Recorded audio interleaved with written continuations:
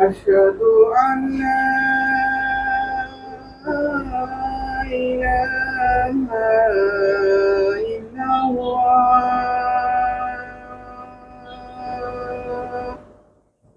أشهد أن محمدا رسول الله. أشهد أن محمدا رسول الله.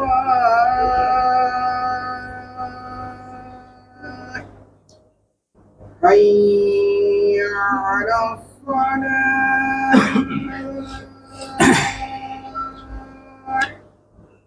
حي على الصلاة.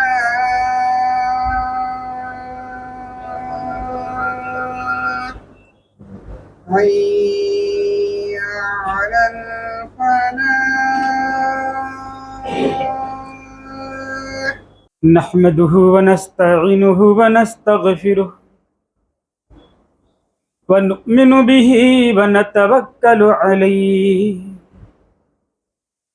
ونعوذ بالله من شرور أنفسنا ومن سيئات أعمالنا. من يهده الله فلا مضل له ومن يضلل فلا هادي له. وأشهد أن لا إله إلا الله وحده لا شريك له وأشهد أن محمدا عبده ورسوله.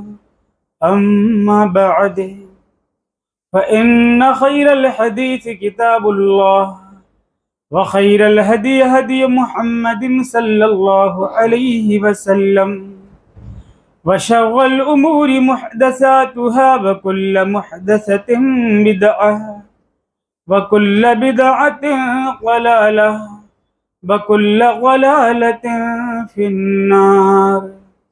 فقد قال الله عز وجل في كتابه العظيم والفرقان الحميد: وأعوذ بالله السميع العليم من الشيطان الرجيم. بسم الله الرحمن الرحيم. فبما رحمة من الله لنت لهم ولو كنت فظا غليظ القلب لانفضوا من حولك. وقال النبي صلى الله عليه وسلم: إنما بعثت لأتمم مكارم الأخلاق، أو كما قال عليه الصلاة وأتم التسليم. رب اشرح لي صدري ويسر لي أمري واحلل عقدة من لساني يفقهوا قولي. معزز حاضرین جمعہ، باوقار دوستو، اللہ رب العالمین کا ہمارے آپ کے اوپر احسان عظیم ہے، جس نے ہم لوگوں کو ہر طرح کے شر و فتن سے دوچار ہونے کے باوجود بھی دین سے وابستہ رہنے کی توفیق عطا فرمائی، دین کی محبت کو ہمارے دلوں میں جاگزی فرمایا، دین حنیف کو اپنے دلوں میں اتارنے کی توفیق بخشی، دین کی محبت کو ہمارے اندر پیدا فرمایا۔ اس پر اللہ رب العالمین کا جس قدر بھی شکریہ ادا کیا جائے کم ہے۔ اور ساتھ ہی اس بابرکت مجلس میں ہم کائنات کے آخری نبی جناب محمد رسول اللہ صلی اللہ علیہ وسلم پر درود و سلام کا نذرانہ پیش کرتے ہیں، جن کی آمد باسعادت کی وجہ سے ہم حق اور باطل کے درمیان تمیز کرنے کی اہلیت سے ہم کنار ہو پائے۔ اگر جناب محمد رسول اللہ صلی اللہ علیہ وسلم کی بعثت باسعادت نہ ہوتی تو ہم آپ یہ جان بھی نہیں پاتے کہ ہمیں کہاں سر جھکانا ہے, کس کی عبادت کرنی ہے, کس سے مانگنا ہے, کہاں رونا ہے, کہاں گڑ گڑانا ہے, کون خالق ہے, کون مالک ہے, کون دینے والا ہے, کس کے ہاتھ میں موت ہے, کس کے ہاتھ میں زندگی ہے. یہ صرف جناب محمد رسول اللہ صلی اللہ علیہ وسلم کی بعثت باسعادت کا ثمرہ اور نتیجہ ہے, جس کی بدولت ہم آپ جان پائے کہ ہمارا خالق کون ہے, ہمارا رازق کون ہے, ہمارا پالنہار کون ہے. میرے بھائیوں, آج جس طرح کے حالات بنے ہیں, کسی اور موضوع پہ مجھے گفتگو کرنی تھی, لیکن چونکہ معاملہ کچھ سنگین صورتحال اختیار کر گیا ہے, اس لیے میں اپنی بات کو ادھر نہ لے جاتے ہوئے ایک اہم عنوان کی جانب, ایک اہم بات کی جانب آپ لوگوں کی توجہ مبذول کرانا چاہتا ہوں, جسے اپنائے بغیر کوئی بھی انسان کامیابی سے ہمکنار نہیں ہو سکتا. نبی کریم صلی اللہ علیہ وسلم کی ساری زندگی کا آپ مطالعہ کر لیں. نبی کریم صلی اللہ علیہ وسلم کی ایک ایک حرکت, ایک ایک ایکٹیویٹی اور زندگی میں آپ کے ایک ایک عمل کا جائزہ لے لیں, کہیں بھی آپ نبی کریم صلی اللہ علیہ وسلم کو اخلاق حسنہ کے دائرے سے باہر نہیں پائیں گے. جناب محمد الرسول اللہ صلی اللہ علیہ وسلم نے اخلاق حسنہ کے زیور کو کبھی بھی نہیں اتارا, حالانکہ ہم اچھی طرح جانتے ہیں کہ ہر اچھے سماج میں اور ہر صالح معاشرے کی تشکیل میں بہترین اخلاق کی ضرورت پڑتی ہے, اور کوئی بھی سماج اچھے اخلاق کے بغیر آگے نہیں بڑھ سکتا, اس کی ترقی نہیں ہو سکتی. ہر مذہب نے, ہر دھرم نے اپنے اپنے نیم کے انوسار نیتکتا کی بات کی ہے, اخلاق کی بات کی ہے, کیونکہ اخلاق کے بغیر کسی بھی انسان کو سفلتا پراپت نہیں ہو سکتی. لیکن اسلام دھرم نے نیتکتا کے پرتی یا اخلاق کے تعلق سے ہمیں کون سا درس دیا ہے, کس پرکار کی شکشا پردان کی ہے. آج کے اس خطبہ جمعہ میں ہم اسی اخلاق کے متعلق لب کشائی کرنے کی کوشش کریں گے, کیونکہ اخلاق کے بغیر اسلام کی تکمیل ناممکن ہے. خود نبی کریم صلی اللہ علیہ وسلم نے فرمایا کہ انما بعثت لاتمم مکارم الاخلاق, کہ مجھے دنیا میں اس لیے بھیجا گیا ہے تاکہ میں اخلاق کو اس کی بلندی تک پہنچا دوں. اب سوال یہ پیدا ہوتا ہے کہ اخلاق کیا چیز ہے. مختصر انداز میں اخلاق کی تعریف نہیں کی جا سکتی. ہر کسی کے ہاں اخلاق کے الگ الگ پیمانے ہیں. ہر سماج اور سوسائٹی میں جو نیتکتا ہے, اخلاق ہے, اس کا مطلب اور مفہوم علیحدہ علیحدہ ہے, الگ الگ ہے. یہودیت کے ہاں اخلاق کا الگ مفہوم ہے, نصرانیت میں اخلاق کا الگ مفہوم ہے, اور دیگر مذاہب میں اخلاق کا الگ مفہوم ہے. لیکن جب ہم بات اسلام کی کرتے ہیں تو سیدھے پوائنٹ پہ آتے ہیں کہ عائشہ صدیقہ رضی اللہ تعالی عنہا سے جب پوچھا گیا, اور یہ سوال ان سے اس لیے پوچھا گیا کیونکہ عائشہ صدیقہ رضی اللہ تعالی عنہا نبی کریم صلی اللہ علیہ وسلم کے ساتھ ہمہ وقت رہا کرتی تھی, وہ آپ کی شریک حیات تھی, آپ کے رازداں تھی. نبی کریم صلی اللہ علیہ وسلم کے شب و روز, جناب محمد رسول اللہ صلی اللہ علیہ وسلم کا دن اور آپ کی رات عائشہ صدیقہ رضی اللہ تعالی عنہا کے ساتھ بسر ہوتی تھی. اسی لیے جب آپ سے پوچھا گیا ہے اما عائشہ آپ یہ بتائیے کیف کان خلق النبی صلی اللہ علیہ وسلم, کہ آپ صلی اللہ علیہ وسلم کا اخلاق کیسا تھا, آپ کا کردار کیسا تھا, آپ کا طرز عمل کیسا تھا. تو انہوں نے فرمایا, کیا فرمایا, کان خلقہ القرآن, کہ نبی کریم صلی اللہ علیہ وسلم کا اخلاق دیکھنا چاہتے ہو, آپ کا کردار دیکھنا چاہتے ہو, آپ کی سیرت دیکھنا چاہتے ہو, اگر ان چیزوں کا مشاہدہ کرنا چاہتے ہو قرآن کھول لو. نبی کریم صلی اللہ علیہ وسلم کی زندگی کی حقیقت, آپ کی سیرت اور آپ کی صورت آپ کو سمجھ میں آ جائے گی. کیونکہ جبریل امین نے اللہ رب العالمین کی جانب سے جو جو پیغامات لے کر کے آتے رہے نبی کریم صلی اللہ علیہ وسلم تک پہنچاتے رہے، سب سے پہلے آپ صلی اللہ علیہ وسلم نے اس پر عمل کیا، اور اس کے بعد اپنی امتیوں تک، اپنے دوستوں تک، اپنے احباب تک، اپنے خیش و اقارب تک پہنچانے کی کوشش کی۔ آپ نے امانت میں خیانت نہیں کی، دنیا کی بادشاہوں کی طرح نہیں تھے، سلاطین کی طرح نہیں تھے، عمرہ کی طرح نہیں تھے کہ کہنا کچھ اور ہے کرنا کچھ اور ہے، بادشاہ وقت کے لیے کوئی اور قانون ہے، رعایا کے لیے کوئی اور قانون ہے۔ نہیں، جو قانون نبی کریم صلی اللہ علیہ وسلم کے لیے وہی صحابہ کرام کے لیے اور وہی آپ کی تمام امت کے لیے۔ تو اسی لیے عائشہ صدیقہ رضی اللہ تعالی عنہا نے کہا کہ کان خلقہ القرآن، کہ نبی کریم صلی اللہ علیہ وسلم کا جو اخلاق تھا وہ سراپا قرآن کریم تھا۔ میرے بھائیوں، اب ایک انسان کو زندگی کس طریقے سے گزارنی ہے، اگر یہ چیزیں دیکھنی ہے تو آپ نبی کریم صلی اللہ علیہ وسلم کی سیرت کو پڑھیں، نبی کریم صلی اللہ علیہ وسلم کے انداز حیات کو دیکھیں، نبی کریم صلی اللہ علیہ وسلم کے شب و روز کو دیکھیں، نبی کریم صلی اللہ علیہ وسلم کے طرز عمل کو دیکھیں، آپ کو اندازہ ہو جائے گا کہ ایک مسلمان کو زندگی کیسے گزارنی چاہیے، اور نبی کریم صلی اللہ علیہ وسلم کے طریقہ کار کے مطابق آپ کی جیون شیلی کے انوسار اپنا جیون ویتیت کرنا، اپنی زندگی بسر کرنا، یہی اخلاق ہے۔ یہ اس کا سیدھا سادہ مفہوم ہوا کہ اخلاق کسے کہتے ہیں۔ اسلامی نقطہ نظر سے، اگر دھارمک دشٹی سے، اسلام کی دشٹی سے آپ سے سوال کیا جائے، آپ سے پوچھا جائے کہ نیتکتا کیا ہے، اخلاق کیا ہے، تو ہم یہی جواب دیں گے۔ کیا جواب دیں گے؟ کہ نبی کریم صلی اللہ علیہ وسلم کی سیرت، آپ کی سنت اور آپ کے طریقے کے مطابق زندگی بسر کرنا، یہی اخلاق ہے۔ اور نبی کریم صلی اللہ علیہ وسلم کی سیرت کیا تھی، آپ کا طریقہ کیا تھا؟ سب سے پہلے اللہ رب العالمین نے جو آپ کے بارے میں کہا ہے اس کو ملاحظہ فرمائے۔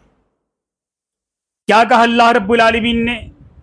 فَبِمَا رَحْمَةٍ مِّنَ اللَّهِ لِنْتَ لَهُمْ وَلَوْ كُنْتَ فَظًّا غَلِيظَ الْقَلْبِ لَانفَضُّوا مِنْ حَوْلِكَ، کہ اے نبی، آپ اللہ رب العالمین کی رحمت اور اس کی مہربانی کی وجہ سے اپنے دوستوں کے ساتھ، خیش و اقارب کے ساتھ ہمدردی اور محبت کا رویہ اپناتے رہے۔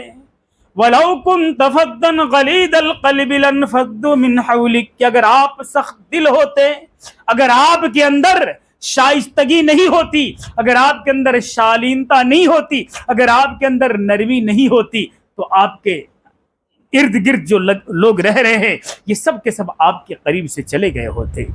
تو نبی کریم صلی اللہ علیہ وسلم کے قریب آنے کی بنیادی وجہ کیا تھی؟ لوگ آپ کے قریب کیوں آئے؟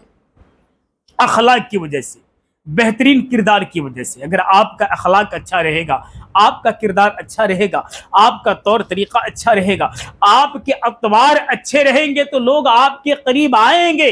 آج ساری دنیا میں مسلمانوں کو جو ٹارگیٹ کیا جاتا ہے، مسلمانوں کو جو نشانہ بنایا جاتا ہے، جہاں بہت سارے اسباب ہیں، اس میں سے ایک بڑا سبب اور بڑی وجہ اخلاق کا نہ ہونا ہے۔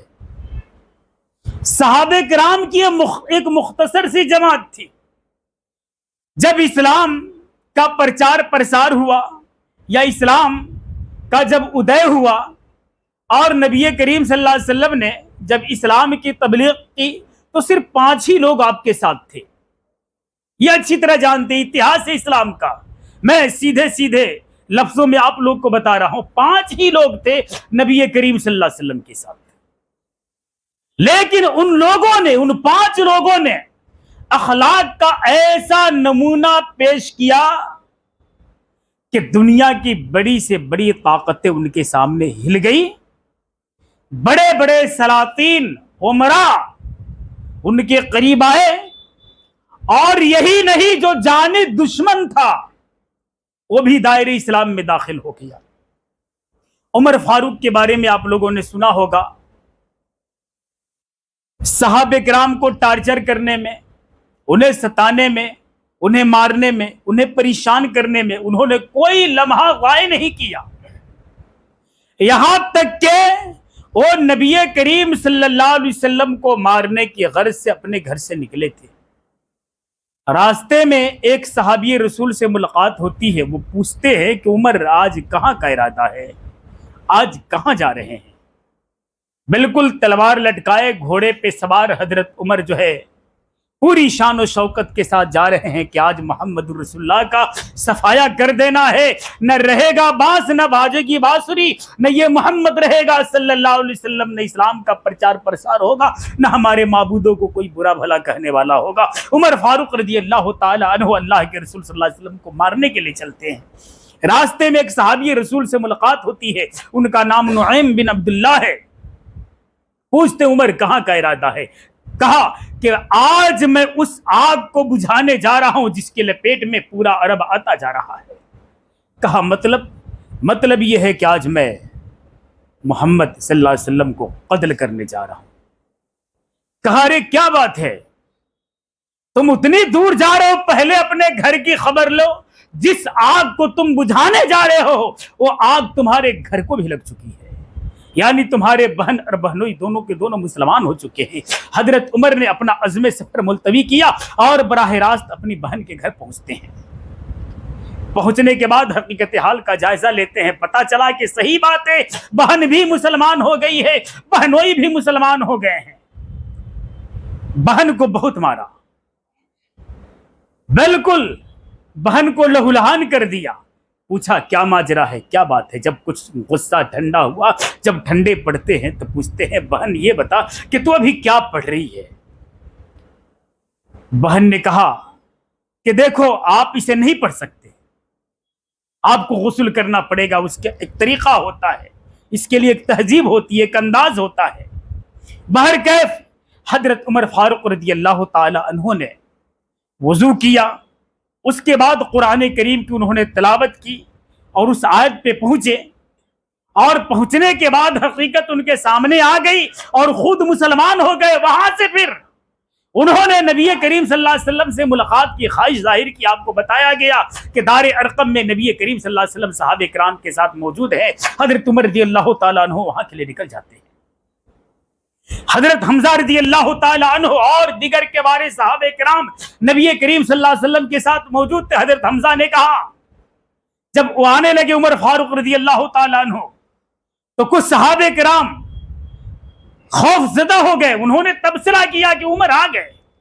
हजरत हमजा ने कहा कि आ रहा है तो आने दो, अगर सच्ची नीयत से आता है तब तो कोई बात नहीं, और अगर नियत बुरी रही तो तलवार भी उसकी और गर्दन भी उसकी, हम यही उसको तहे तय कर देंगे। उमर फारूक रज़ी अल्लाह ताला अन्हु आते हैं। नबी करीम सल्लल्लाहु अलैहि वसल्लम ने उनका पुरजोश इस्तकबाल किया, उनका वालहाना खैर मकदम किया। आने की वजह पूछी। हजरत उमर ने बताया कि इस घर से आया हुए अल्लाह के रसूल सल्लल्लाहु अलैहि वसल्लम। हजरत उमर ने अपनी पूरी बात बताई। अल्लाह के रसूल सल्लल्लाहु अलैहि वसल्लम ने उन्हें कलमे तैयबा पढ़ाया। वहां भी आप सल्लल्लाहु अलैहि वसल्लम का अखलाक देखिए कि जिस उमर ने सहाबे किराम की एक बड़ी तादाद को ज़दो-कोब किया था, जब शान रिसालत के पास पहुंचता है, जब जनाबे मोहम्मद रसूलुल्लाह सल्लल्लाहु अलैहि वसल्लम के दरबार में हाजिर होता है, तो नबी करीम सल्लल्लाहु अलैहि वसल्लम ने न उनको मेंटली टार्चर किया, न सुस्त कहा, न बुरा भला कहा, बल्कि हुस्न अखलाक का वहां पे मुदाहरा किया और इस तरीके से हजरत उमर को दायरे इस्लाम में दाखिल किया।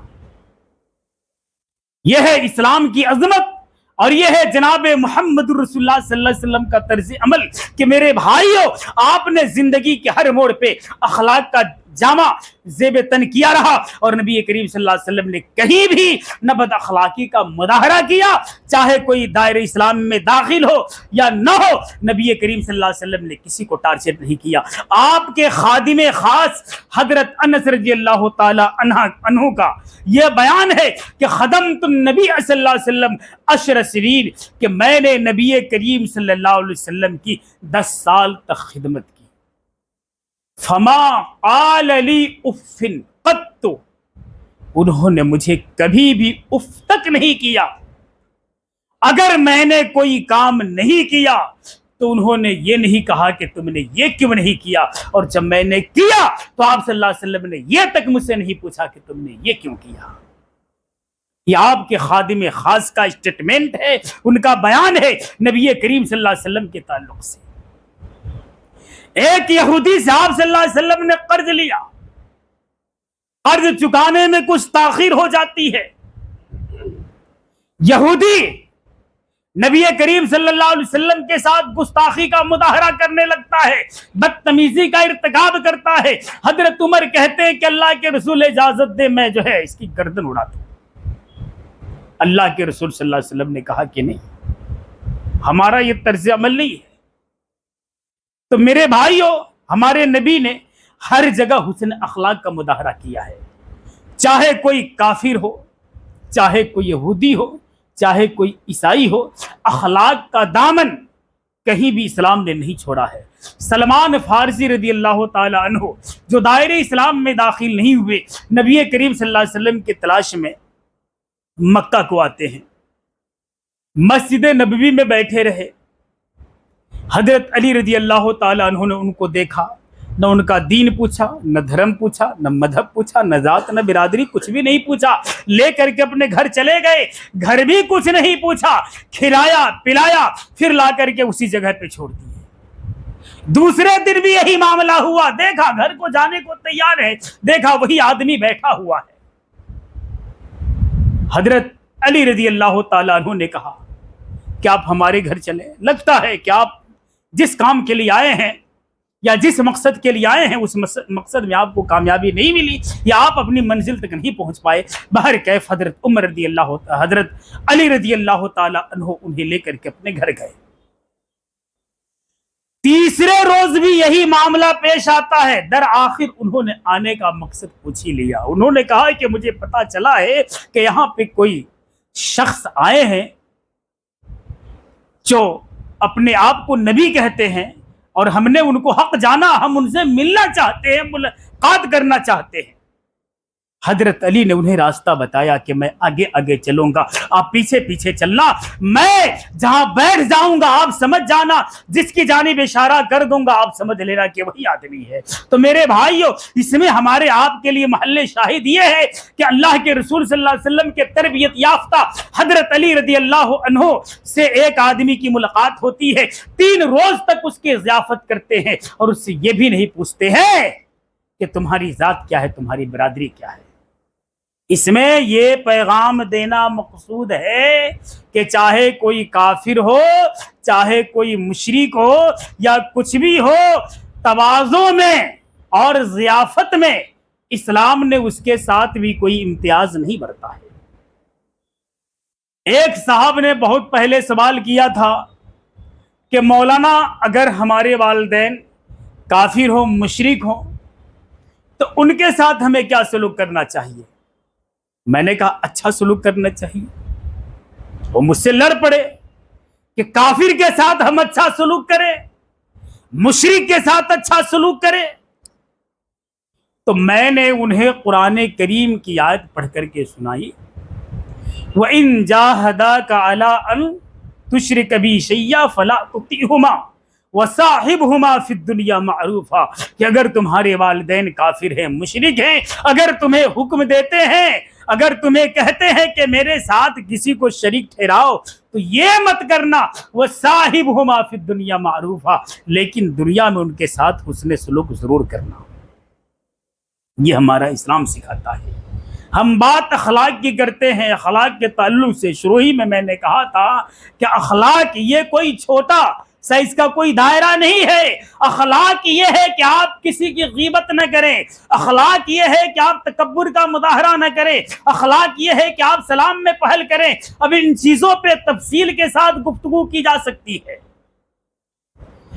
اخلاق کے اندر یہ ہے کہ آپ اپنے مسلمان بھائیوں کے ساتھ نرمی کا مظاہرہ کریں۔ اخلاق یہ ہے کہ آپ اپنے بھائیوں کے لیے وہ چیز پسند کریں جو اپنے لیے پسند کرتے ہیں. آپ چاہتے ہیں کہ آپ عزت کے ساتھ رہے, آپ چاہتے ہیں کہ شان کے ساتھ رہے, آپ چاہتے ہیں کہ شوکت کے ساتھ رہے, آپ چاہتے ہیں کہ صاحب اولاد رہے, آپ چاہتے ہیں کہ دنیا میں آپ کی عظمت کا ڈنکا بجے. آپ اپنے بھائی کو ذلیل کر رہے ہیں, آپ اس کو رسوا کر رہے ہیں, آپ اسے گالی دے رہے ہیں, آپ اس کی عزت کا بخیا ادھیڑ رہے ہیں. یہ آپ کا حسن سلوک ہے, یہ قطعی نہیں ہو سکتا. نہیں, اسلام یہ سکھاتا ہے, اسلام یہ سکھاتا ہے کہ جو آپ اپنے لیے پسند کرتے ہوئے اپنے بھائی کے لیے بھی پسند کریں. حسن اخلاق یہ ہے, اخلاق یہ ہے کہ آپ اپنے مسلمان بھائیوں کو سلام کریں. اللہ کے رسول نے فرمایا کہ افشوا السلام واطعموا الطعام تدخلوا الجنت بسلام. کہ سلام کو عام کرو, یہ حسن اخلاق ہے. سلام کو عام کرو, یہ سلام پھیلانا یہ کس ضمن میں آتا ہے؟ سلام کرنے سے آپ کا غرور کا جو کیڑا ہے وہ مر جاتا ہے. ایک انسان کے اندر اگر تکبر راہ پہ جائے, اگر وہ سلام کرتا ہے اور سلام میں پہل کرتا ہے تو اس کے کبر و غرور کا جو کیڑا ہے وہ کیڑا مر جائے گا. اسی لیے اسلام نے کہا کہ سلام کرو. سلام کرو گے تکبر سے دور رہو گے, سلام نہیں کرو گے تکبر آ جائے گا. کسی کے سلام کا انتظار کرو گے تکبر آ جائے گا, اور تکبر جہنم میں لے جانے کا ذریعہ ہے. اللہ کے رسول صلی اللہ علیہ وسلم نے فرمایا کہ اللہ رب العالمین فرماتا ہے کہ الکبریاء ردائی والعز ازاری فمن نازعنی فقد ادخلتہ النار. کہ تکبر میری چادر ہے اور عزت یہ میرا سرمایہ ہے. اگر اسے کوئی چھیننے کی کوشش کرے گا ہم اسے جہنم میں ڈال دیں گے. تو ایک مسلمان متکبر نہیں ہو سکتا, وہ گھمنڈی نہیں ہو سکتا, وہ اپنے مسلمان بھائی کے ساتھ رہتے ہوئے تکبر کا مظاہرہ نہیں کر سکتا, بلکہ وہ نرمی اختیار کرے گا. اسی لیے اللہ کے رسول صلی اللہ علیہ وسلم کی نرمی کی تعریف کرتے ہوئے اللہ رب العالمین نے فرمایا کہ فَبِمَا رَحْمَةٍ مِّنَ اللَّهِ لِنْتَ لَهُمْ. کہ اللہ کی مہربانی اور اس کی رحمت خاص کی وجہ سے آپ اپنے دوستوں کے ساتھ نرم رویہ اختیار کرتے رہے. وَلَوْ كُنْتَ فَضًّا غَلِيظَ الْقَلْبِ لَانفَضُّوا مِنْ حَوْلِكَ. کہ اگر آپ سخت دل ہوتے, اگر آپ کے اندر نرمی نہ ہوتی تو یہ لوگ جو آپ کے قریب ہیں یہ آپ سے دور ہو جاتے ہیں. اب حسن اخلاق کا ایک نمونہ اور پیش کرتا ہوں میں آپ کے سامنے. وقت بہت قلیل ہے. دیکھیے 3 صحابی رسول ایک جنگ میں بالکل شہادت کے قریب پہنچ چکے تھے. کسی مجاہد کے رشتہ دار نے اس کے سامنے پانی پیش کیا. اس نے کیا کہا کہ میرے بغل میں میرا بھائی ہے, پیاس کی شدت سے تڑپ رہا ہے, یہ پانی اسے دے دو. بات دیکھیے کتنا دردناک منظر ہے. وہ آدمی موت کے قریب ہے, پیاس کی شدت سے نڈھال ہے, اس کے سامنے پانی پیش کیا جاتا ہے, پانی ہاتھ میں لیتا ہے, پھر پیشکش ٹھکرا دیتا ہے اور کہتا ہے کہ میرے بغل میں میرا بھائی ہے, یہ پانی اسے دے دو. جب پانی دینے والا اس کے پاس پہنچتا ہے وہ کہتا ہے کہ میرے بغل میں میرا ایک بھائی ہے, وہ پیاس کی شدت سے نڈھال ہے, یہ پانی اسے دے دو. جب پانی لے کر کے اس کے پاس پہنچتا ہے, اللہ اکبر, قربان جائیے ان لوگوں کے اثار پہ, ان لوگوں کی جانثاری پہ, ان لوگ کی فدائیت پہ, ان لوگ کے حسن اخلاق پہ. جب اس کے پاس پانی لے کر کے پہنچتا ہے وہ انتقال کر جاتا ہے, دوسرے کے پاس آتا ہے وہ بھی اپنی جان آخری کا سفر کر دیتا ہے, تیسرے کے پاس آتا ہے, تیسرا بھی دار فانی سے کوچ کر جاتا ہے. تینوں کے تینوں انتقال کر جاتے ہیں, جام شہادت نوش کر جاتے ہیں. پانی جوں کے تو برقرار ہے. یہ اثار اور یہ قربانی کا جذبہ ہے اسلام کے اندر، تو میرے بھائیو اسلام کو فالو کرنے والا، اسلام کو اپنانے والا، اسلام پر چلنے والا کبھی بھی بد اخلاق نہیں ہو سکتا، نہ اپنی بیوی کے ساتھ بد اخلاقی کرے گا، نہ اپنے بچوں کے ساتھ بد اخلاقی کرے گا، نہ اپنے پڑوسی کے ساتھ بد اخلاقی کرے گا، نہ اپنے دوستوں کے ساتھ بد اخلاقی کرے گا، نہ جس کے ساتھ شہر میں کاروبار کرتا اس کے ساتھ بد اخلاقی کرے گا۔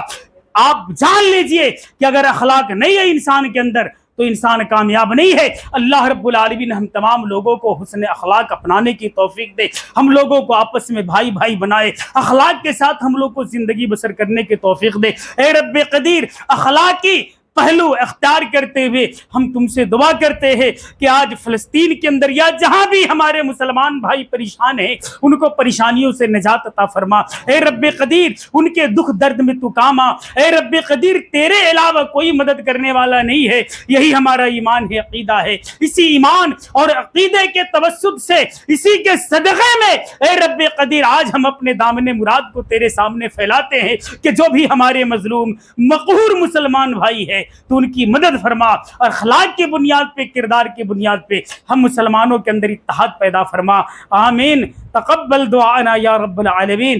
بارک اللہ لنا ولکم فی القرآن العظیم ونفعنا وإياکم بالآیات والذکر الحکیم، انہ تعالی جواد کریم ملک رؤوف رحیم۔